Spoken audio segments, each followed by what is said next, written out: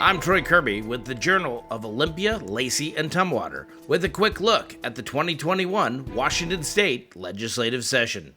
The House Public Safety Committee heard testimony on House Bill 1344, which would give possible early release to those incarcerated for long sentences if they committed the crime prior to age 25.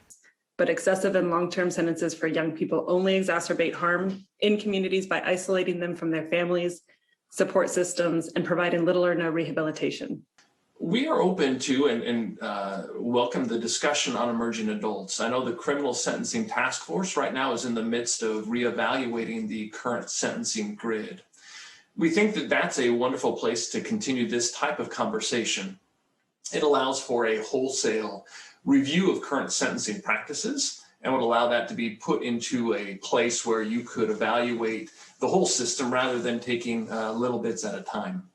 The House Public Safety Committee also heard testimony on House Bill 1449, which would create the crime of coercive control. And I would offer that there's two pandemics. There's the COVID pandemic that we're all living in currently, and then there's also the hidden pandemic of domestic violence. 1 in 4 women, 1 in 7 men are affected by violent relationship behavior in their lifetime. I speak to you today from 2 different lenses. I am the Director of Programs for Peaceful Living, which is the accredited domestic violence, sexual assault, crime victim agency for Clickitat County. I also speak to you as a survivor. I can tell you, yes, Representative Mossbrecher, I agree 100%. This pandemic is forcing survivors to be stuck in the home with their abusers.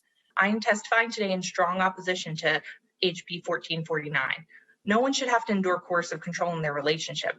We want to thank the survivors, lawmakers, and member programs who are educating the public about the impacts of coercive control. This work is vital to supporting and affirming survivors in their healing and creating healthy communities and relationships. When forming our legislative positions, we talk with a wide range of programs and survivors. While there's not always complete consensus given the complexity of the issue and varied experiences, our coalition has to raise up the unintended consequences when we have serious concerns about their impact on survivor safety. We know that laws designed with the best intentions to support survivors can be the very same laws that an abusive and controlling partner can use against their partner. I am a domestic violence survivor. I have sustained physical and emotional abuse for over 10 years.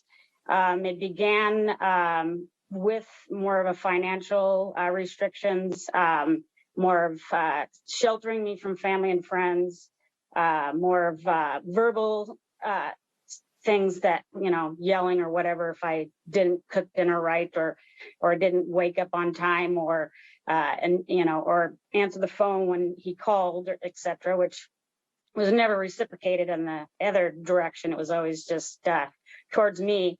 And so I became literally a prisoner in my house. We have grave concerns about adding coercive control to the criminal code because this expansion will likely lead to survivors being arrested, less likely to contact law enforcement for help, and increased criminalization of communities of color. Thank you for watching the Daily Legislative Report by the Journal of Olympia, Lacey, and Tumwater, covering the 2021 legislative session.